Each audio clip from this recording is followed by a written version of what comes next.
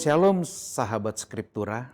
Pada bagian renungan kali ini kita akan melihat bacaan Galatia 2 ayat 15-19 melalui 3 kata kunci dari bahasa Yunani yang akan membantu kita memahami isi teks ini dengan lebih dekat.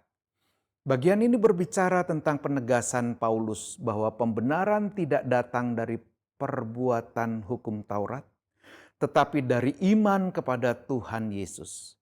Kata kunci pertama adalah dikaio, yang berarti membenarkan atau dinyatakan benar.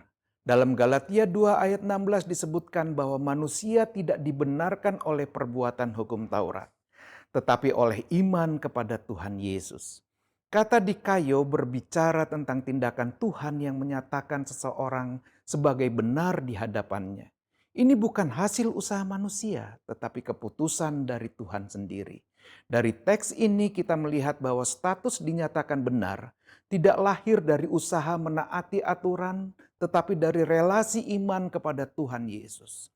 Kata kedua adalah nomos yang berarti hukum Taurat atau hukum.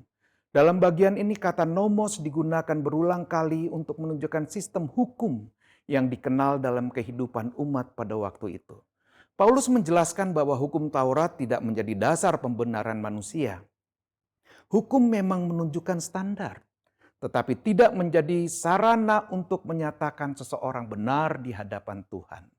Dari sini kita melihat bahwa nomos memiliki fungsi sebagai penunjuk, tetapi tidak menjadi sumber kehidupan yang membenarkan. Kata kunci yang ketiga adalah pistis, yang berarti iman atau kepercayaan penuh. Dalam Galatia 2 ayat 16 dan Galatia 2 ayat 20, kata ini menjadi pusat dari pemahaman Paulus.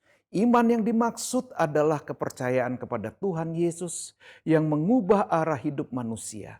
Paulus menegaskan bahwa hidup yang sekarang ia jalani adalah hidup oleh iman kepada Tuhan Yesus yang telah mengasihi dan menyerahkan dirinya. Pistis bukan sekadar meyakinkan dalam pikiran, tetapi keterhubungan hidup yang nyata dengan Tuhan Yesus. Manusia dibenarkan melalui dikaio, bukan karena nomos, tetapi melalui pistis kepada Tuhan Yesus. Paulus juga menegaskan bahwa ia telah mati terhadap hukum Taurat, supaya ia hidup bagi Tuhan. Ini menunjukkan perubahan arah hidup yang sangat jelas. Refleksi dari teks ini membawa kita untuk melihat ulang dasar kehidupan rohani. Jika pembenaran itu berasal dari Tuhan melalui iman kepada Tuhan Yesus, maka hidup tidak lagi berpusat pada usaha untuk memenuhi standar sendiri. Sebaliknya hidup menjadi respons terhadap karya Tuhan Yesus yang sudah lebih dahulu memberikan dirinya.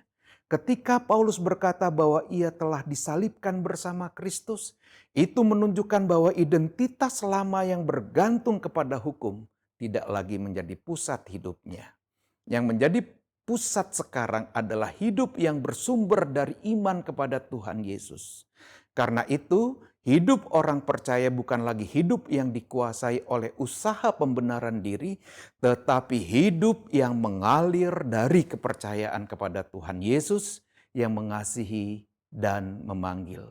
Kiranya melalui Galatia 2 ayat 15-19, kita semakin memahami bahwa pembenaran itu datang dari Tuhan melalui iman, dan hidup kita diarahkan untuk hidup bagi Tuhan Yesus.